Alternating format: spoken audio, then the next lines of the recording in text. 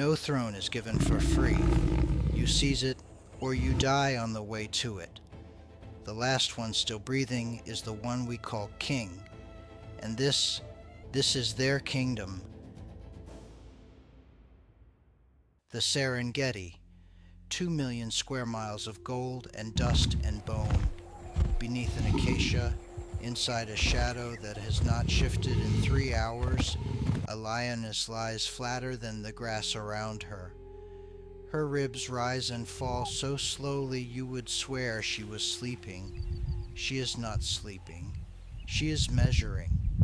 For the next 35 minutes, you and I walked this savannah together. Not as tourists, as students of a very old law. You will meet the ones who rule this land, through claw, through jaw, through cunning, through a flat refusal to be dethroned. You will meet the ones who look like they rule, and secretly do not. And you will meet the outsiders that everything else here quietly fears. You will meet a coalition of young brothers who lose their mother and have to invent themselves from nothing.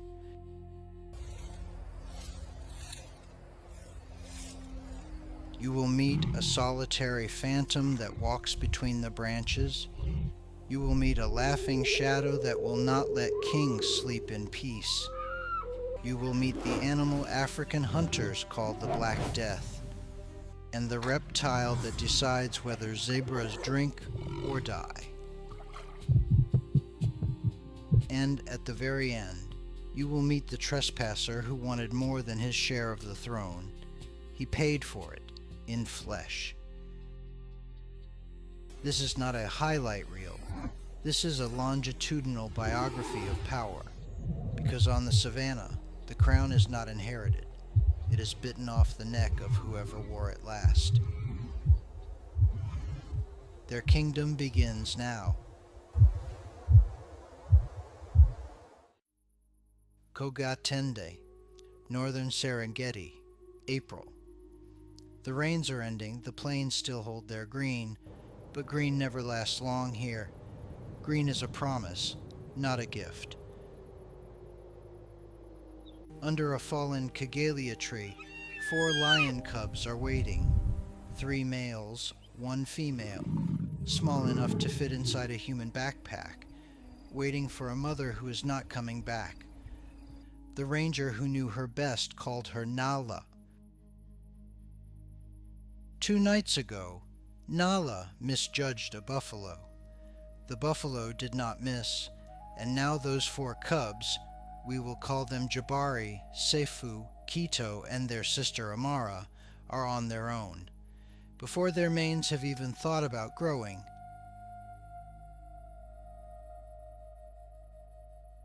Hunger arrives first. Grief takes longer.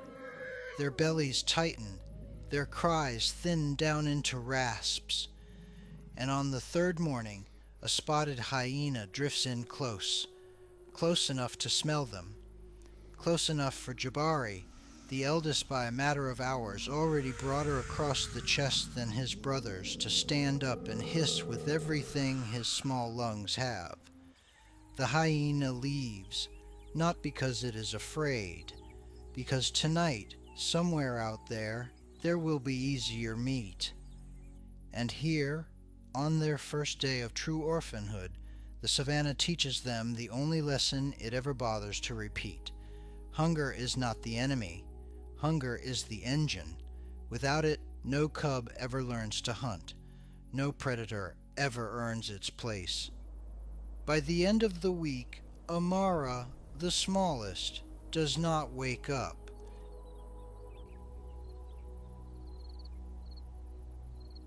Three brothers remain, but chaos is not always enough to survive, because the creature moving toward them next is the most perfect speed machine 4 billion years of evolution has ever built. A month passes.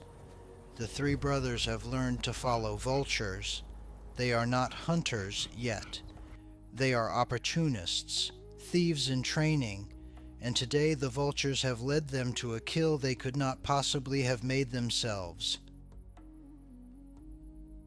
A cheetah, lean as a whip, standing over a young Thompson's gazelle, panting, ribs heaving. For a cheetah, time is the greatest adversary. It has about 15 seconds at full speed before its body temperature rockets past 106 degrees Fahrenheit, the threshold where brain cells begin to die. 15 seconds is enough to run down almost anything on this plane. It is not enough to also defend the meal.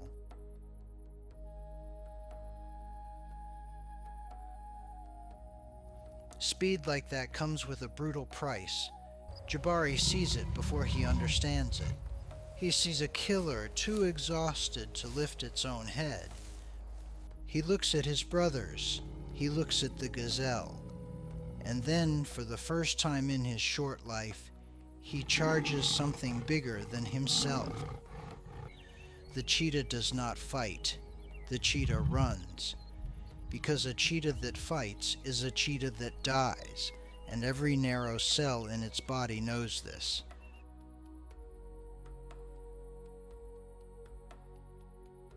The brothers eat, poorly, messily, fighting each other for the ribs, but they eat.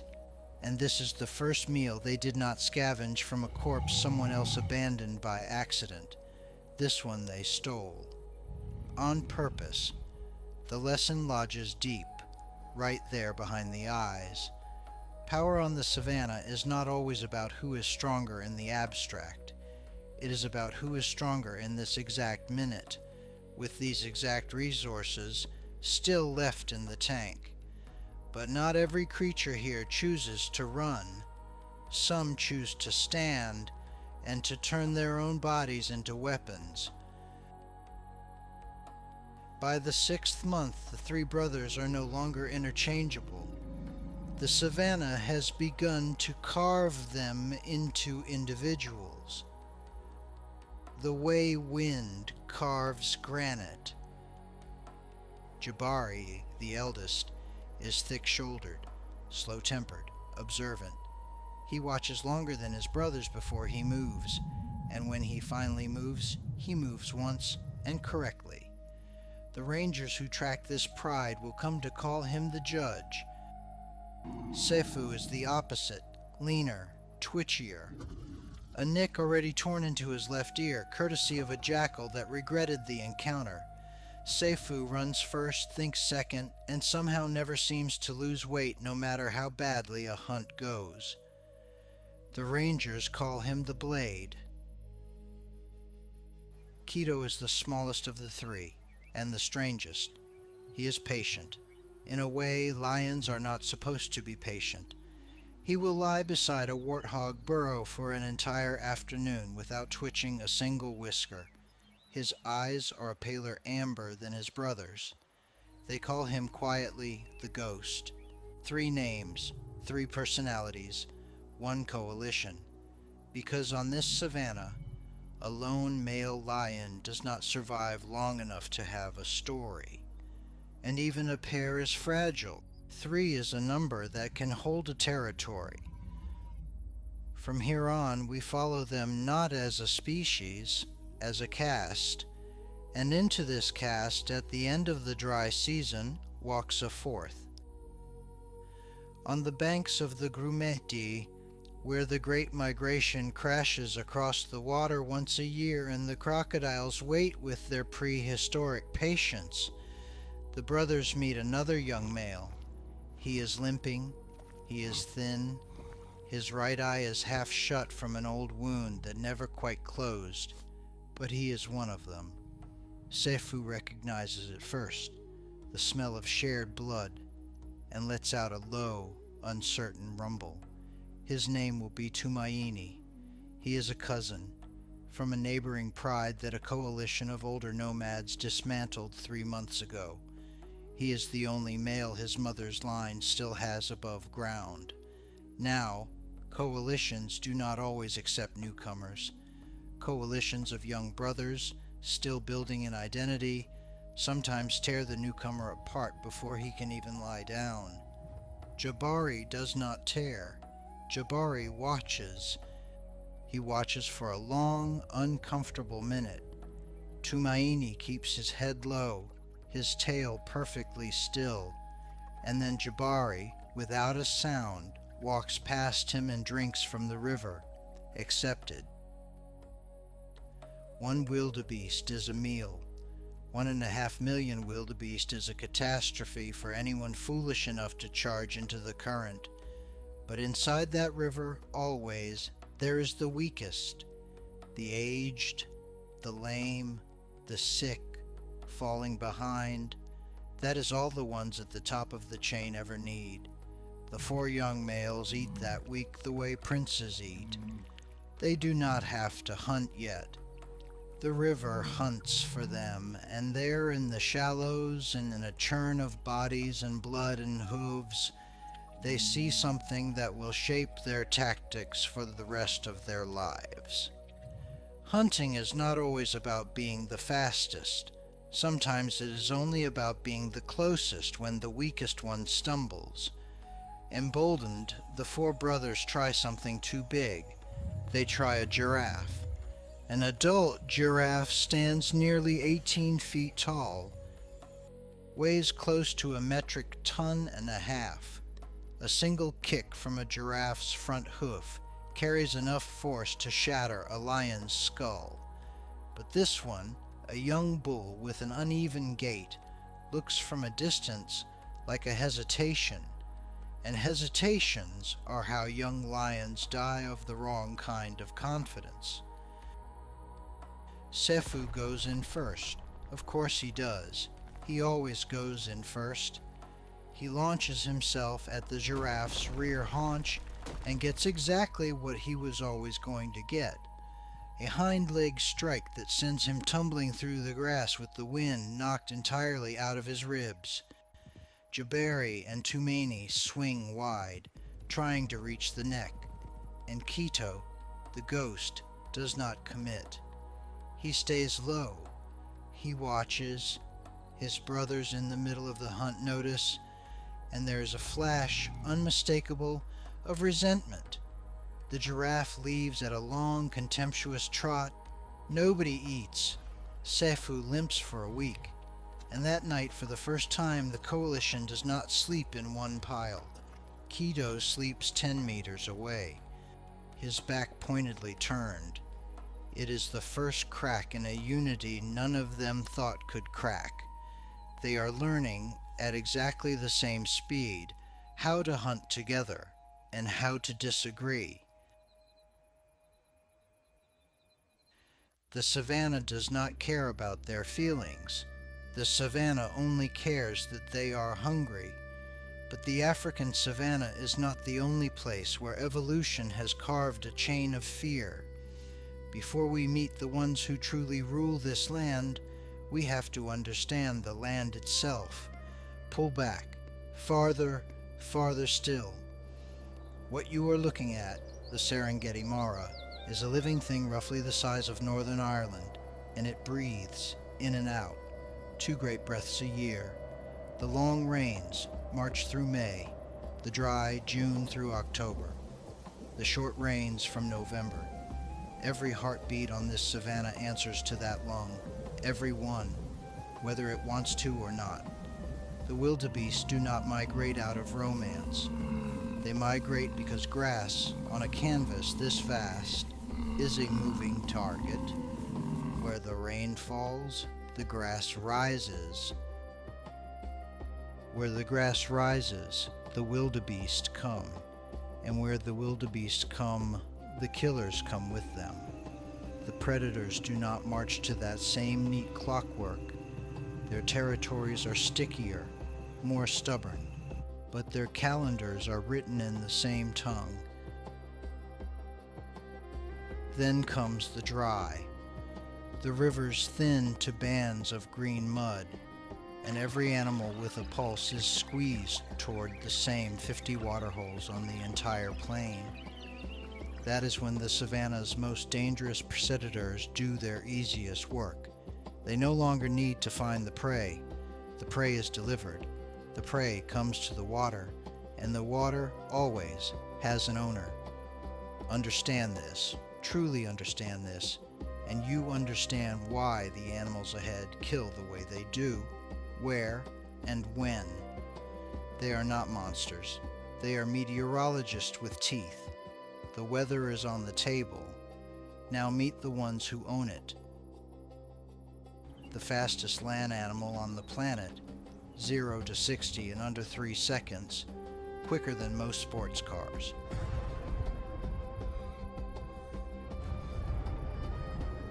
Her spine bends like a longbow at full stride.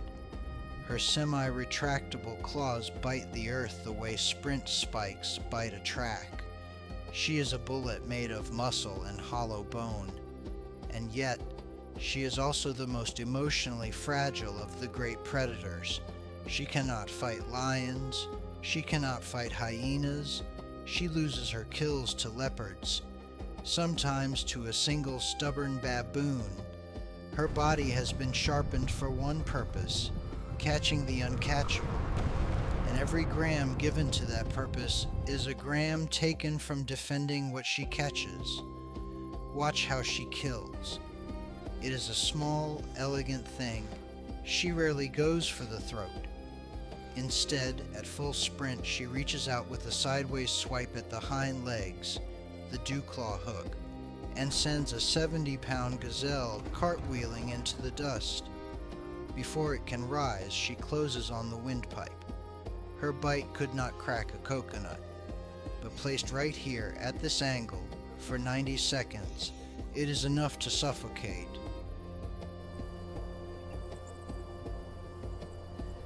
The cost of her genius is loneliness. She hunts by day while the lions sleep precisely because she cannot afford to meet them. She has been pushed into the sun by the shadows. That is speed's sharp edge. Now walk with me into the trees and meet the assassin who does not need speed at all.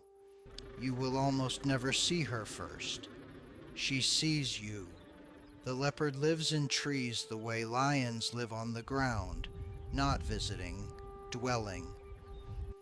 Her rosetted coat dissolves her outline against dappled bark with such refinement that most Serengeti tourists finish their whole safari having never laid eyes on one, even in territory where 2 or 3 leopards patrol every square kilometer. Consider that for a moment. She is there all week, above them, and they leave without knowing.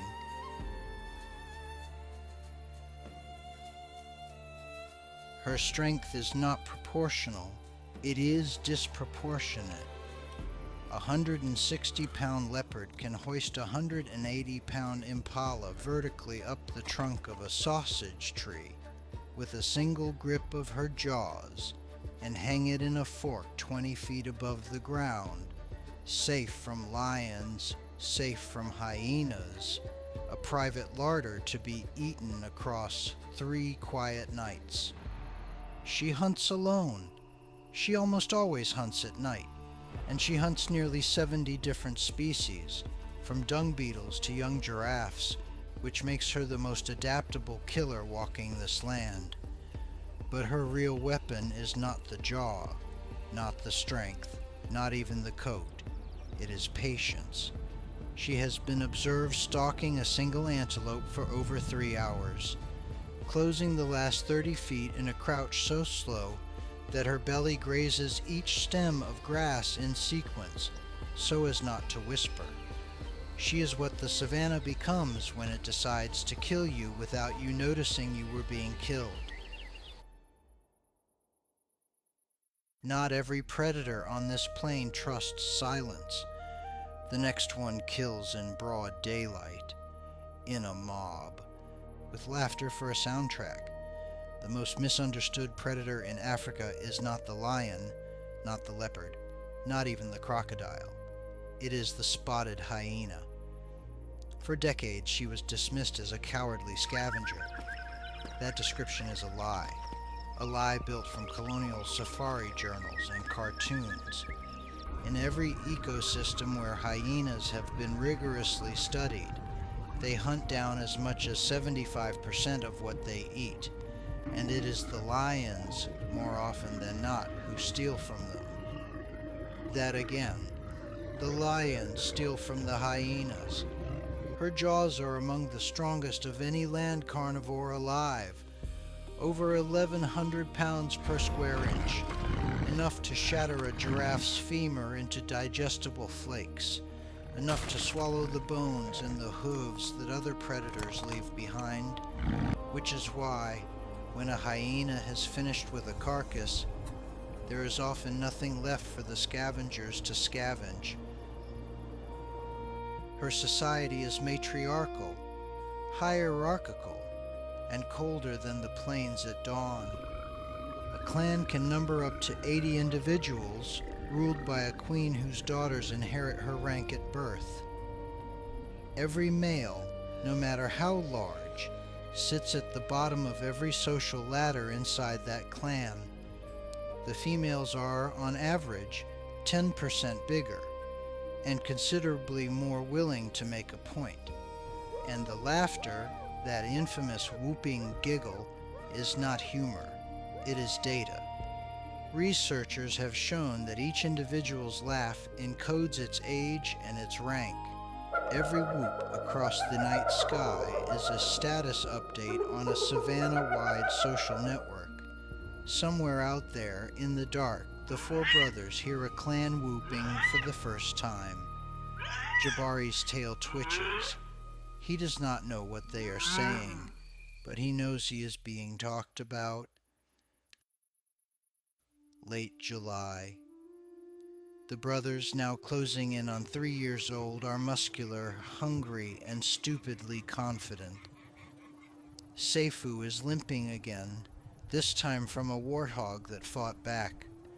Tumaini's ribs are showing, and at the last drinking pool of the eastern range, they see, submerged to the eyes, what looks like a low island of pink and gray mud.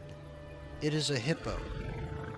The hippopotamus kills more people in Africa every year than lions, leopards, and cheetahs combined. This is not a slow, chubby cartoon. This is a 2-ton battering ram, tusks that grow over a foot long, jaws that open to 150 degrees, a temper with no upward limit. They should not do this. They do it anyway. Kido, ever the ghost, refuses to enter the water. He stands 20 feet back, tail low, ears forward. Jabari, Seifu, and Tumaini begin to circle. And the hippo, an old bull whose skin is scarred from every previous fight he ever survived, so from all of them, rises. Water sheets off him like a small waterfall. He roars. Not a lion roar. A deeper, wetter, uglier sound. It vibrates in the brothers' chests before it reaches their ears. They probe. They lunge. He answers each lunge with a jaw snap that could snip a lion in half. For nearly 40 minutes in shallowing amber light, this fight rocks back and forth until Seifu's shoulder is streaming red, Jabari's mane is heavy with mud, and Tumaini has stopped committing to anything at all. Nobody wins. The hippo retreats to deeper water. The lions retreat to the bank. It is a draw, and on this savanna, a draw against a hippo counts as a lion victory in only one sense. Everyone walked away. They do not celebrate. They lie in the grass, tongues out, ribs heaving. Kido comes over and lies down beside them. Nobody says anything, because lions cannot say anything. But something has been decided in that silence. They are not yet the kings of anything. Not yet. There is another target the savannah offers to lions, not glory, bread, and to that target the brothers now turn. This is why hunters for 100 years have spoken of the Cape buffalo as the Black Death, not because it hunts humans, because it refuses to run. It fights to its very last breath.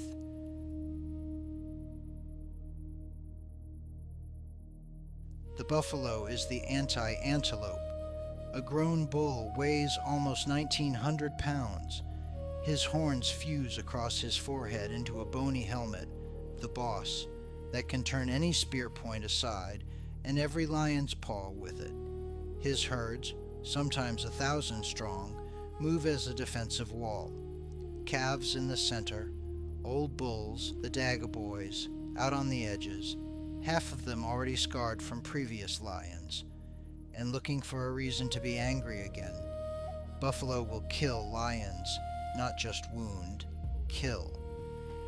On documented occasions, a coordinated buffalo herd has trampled a full-grown male lion into a red smear on the grass and then walked back to grazing as if it had dispatched a bee. For a coalition of young males still figuring out their teamwork, buffalo are the reliable answer to the hunger problem and the fastest way to die. The reward is enormous. One buffalo can feed a coalition for a week. The risk is total.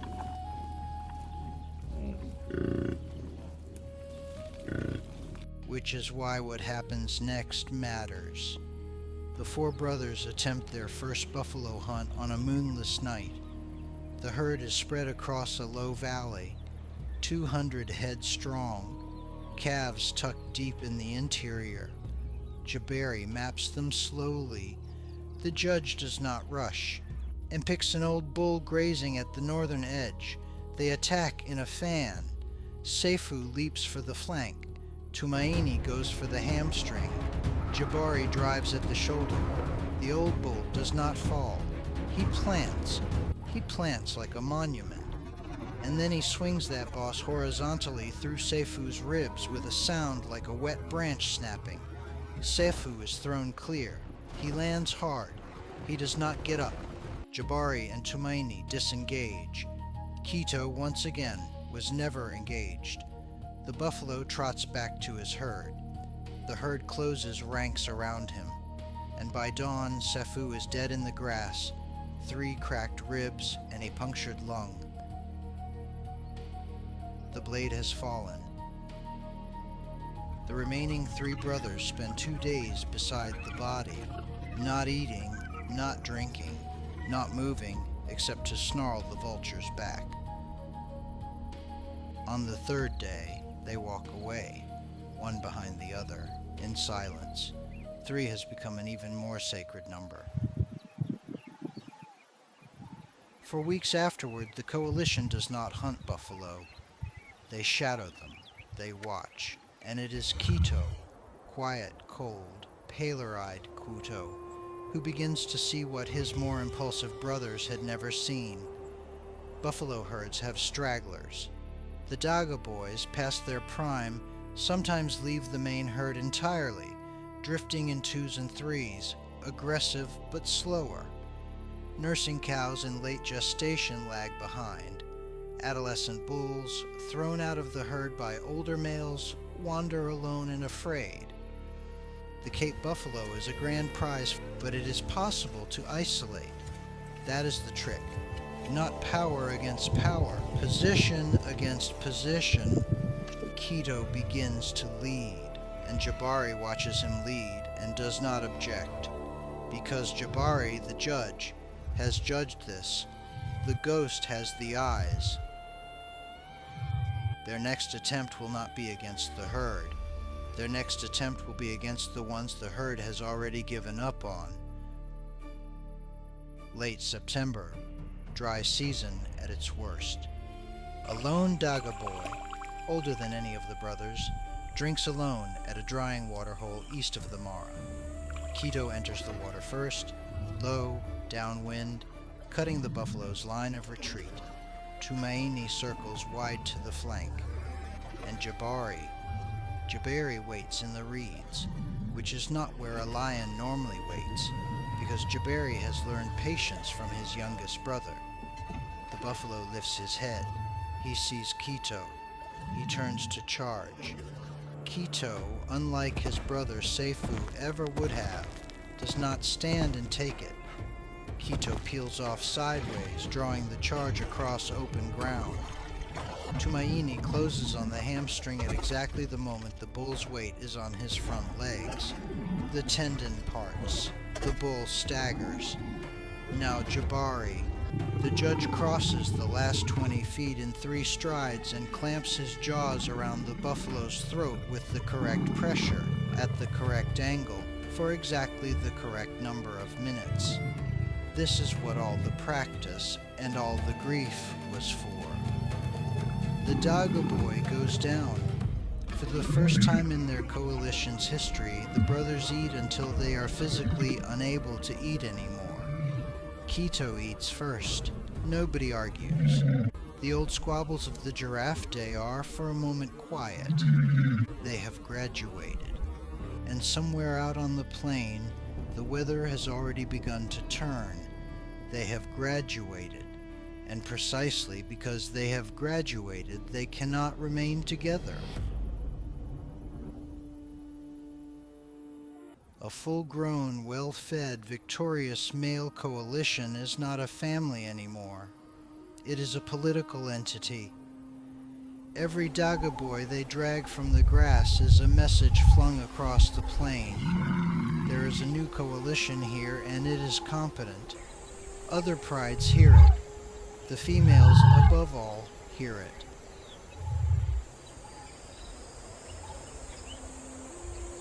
Tumaini, the cousin, has grown into the largest of the 3.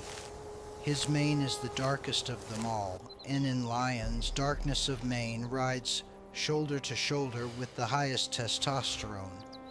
Younger females find dark manes irresistible. Older males find them a provocation. So when Tumaini begins to court a female from a small kingless pride to the west, Jabari does not stop him. But Jabari quietly resents him. Quito, the ghost, wants none of this theater. He wants to move, always east, always into new country. No pride, no complications. He has never been comfortable with mates, and he has never been comfortable with cubs. Within a single moon, the coalition is no longer one coalition. Tumaini stays west with his new pride. Quito drifts east, alone. Jabari, the judge, eldest, heaviest, most patient of them all, inherits the center. This is not a friendly separation. This is the redrawing of a map that used to be a single country. But redrawing maps is how kings are made.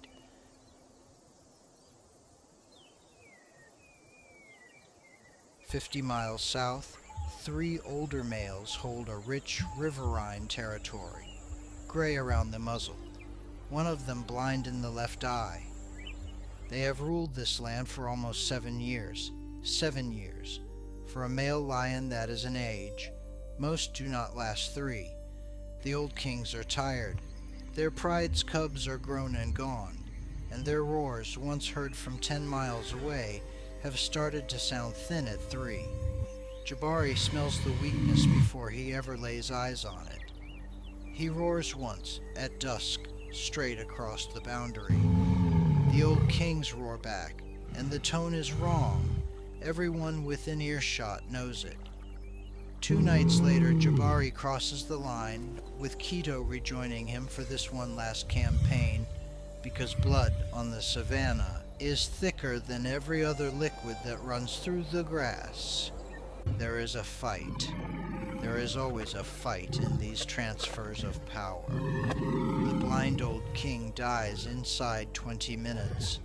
The other 2 vanish into the night and are never seen inside these 40 square miles again.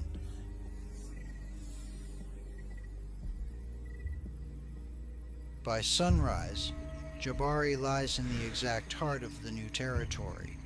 3 lionesses lie near him. They are wary. They have not yet decided about him, but they are not leaving. The judge has become a king. Now brace yourself, because in the wild, innocence is a death sentence, and so is nostalgia.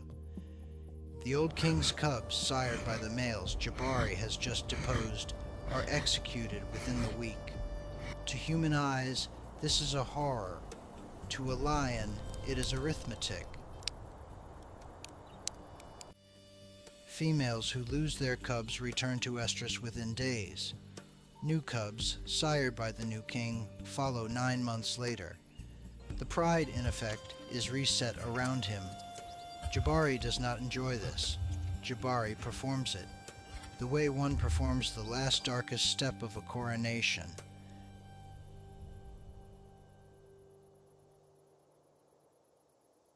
Not every drama on the savannah involves lions. To understand precisely how dangerous this land's predators truly are, you have to see them tested against a species that most people, frankly, laugh at. Meet the warthog. Compact, tusked, ridiculous looking, and pound for pound, one of the most stubborn survivors on the entire continent. Warthogs sprint at over 30 miles per hour, and they reverse into their burrows tail first, so their tusks face the entrance like two curved knives, waiting. Is the warthog truly helpless prey? This pack of African wild dogs is about to give us the answer. African wild dogs, painted wolves, some call them, for the mottled pattern splashed across their coats. And they are, by strike rate, the most successful hunters on the continent, where lions succeed on maybe 1 hunt in 4. Wild dog packs succeed on almost 80% of theirs, not through strength, through relay. They run their prey to exhaustion, trading the lead like cyclists in a peloton. Today, they have chosen a lone warthog, cut off from her burrow. She sprints. They flow behind her like moving water. She reaches a small water hole, and here on the savannah, a water hole is either a savior or a deadly trap where predators lie in wait. Today, this one belongs to no one else. She plunges in. The dogs, cautious of the muddy footing, hesitate. The pause is enough. She launches out the far side, dives into a fresh burrow, and vanishes. The dogs circle. The dogs give up. Warthog, 1. Wild dogs, nothing. The savannah is not a machine that always favors the killers, but food is not the only thing waiting for the herds arriving on this territory. The thunder of hooves has awakened the proud rulers. Jabari has expanded his kingdom. His pride now numbers 11 lions. His son, by the eldest lioness, is 3 months old and already very, very loud. Quito once again has drifted east and takes no part in pride life. He has become the coalition's silent flanker, useful in fights, absent in politics. Tumaini from the west tried to bring his own pride into Jabari's range last month. Jabari and Quito together sent him limping back across the river. Blood does not always beat borders. The 4 brothers of the Grumeti reunion are now 3 separate powers on 3 separate patches of grass, and the last one who tries to unify them will bury the other 2. Jabari roars every evening at sunset along the exact line where the old kings used to roar before him. His voice at 4 years old now carries 7 miles across the plain, and the pride lionesses, still slightly wary of him, have begun to synchronize their hunts around his position rather than the other way around. But arrogance. Arrogance is always the sweetest poison before the fall. There is a strip of scrub just south of Jabari's new territory that officially belongs to a neighboring coalition, 4 brothers, 2 years older than Jabari. Dark-maned, battle-hardened, utterly unamused by upstarts. Jabari has been warned by every scent marker on every bush along that boundary. He knows they are there. He knows the deal. He crosses anyway.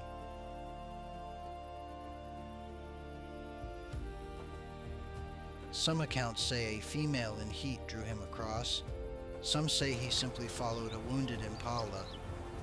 The truth is probably that Jabari, at 4, wearing his first true crown, tested a boundary because that is what young kings do. Every king in every species tests a boundary once, and either learns from it or dies from it. The 4 dark-maned males are on him, inside 3 minutes. This is not a fight. This is a punishment. They pin him along a dry creek bed. They tear open his flank. They tear the base of his mane. They break one of his canines. And in the exact moment they are about to close on his throat, Quito, the ghost, silent-footed, materializing out of nowhere as he always does. He hits the biggest of the 4 in the ribs at a full sprint and knocks him sideways. The distraction is enough. Jabari drags himself, bleeding badly, back across the boundary line.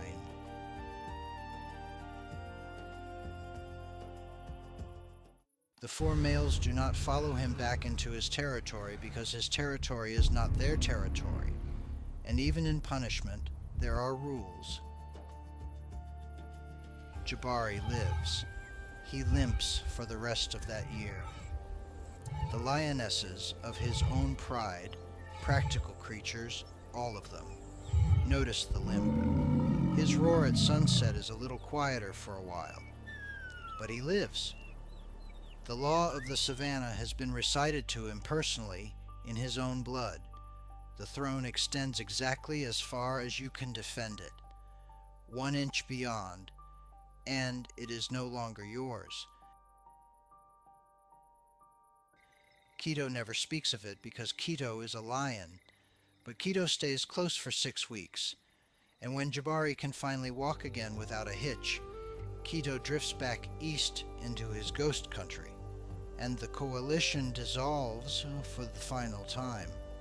This is what the throne truly costs. This is what King of the Beasts really means, not a magazine cover, not a slow-motion mane in golden light. A 4-year-old male, standing in the ash of his own overreach, learning at the very last possible second what he was told from birth by every roar of every rival he had ever heard. And this Savannah, this vast ancient stage on which Jabari, Quito, Tumaini, and Sefu played out their coming of age, this stage now faces a new predator, one with no fangs, no venom, no claws, one that destroys faster than any species that has ever existed on this planet. It is us. The Serengeti has lost more than 1/3 of its large predators outside protected areas in the last 50 years. Cape buffalo herds in some ranges are down by more than 70%. African wild dogs, the most efficient hunters on the continent, are now the 2nd most endangered carnivore in Africa. Barely 6,000 adults left in the wild. Even the cheetah, that impossible bullet of muscle and hollow bone, is being pushed into fragments of habitat too small to feed her 15-second sprints. The kingdom is real. The king is real. But the map beneath them is shrinking. Nature does not need us to survive, but we cannot exist without it. Amidst the changing rhythms of the wild, every small action from the community adds up to a larger change. Choosing responsible tourism, supporting transparent conservation projects, minimizing waste, practicing sustainable consumption. Every one of these is a way you can help protect the Serengeti and every kingdom like it without ever leaving home. If Jabari's story moved you, share it. Leave a comment naming which of the four brothers stayed with you the longest: the Judge, the Blade, the Ghost, or Tumaini. And if you want to walk with us into the next kingdom, subscribe and stay close, because on this planet the crown never rests, and the next one is already being hunted for.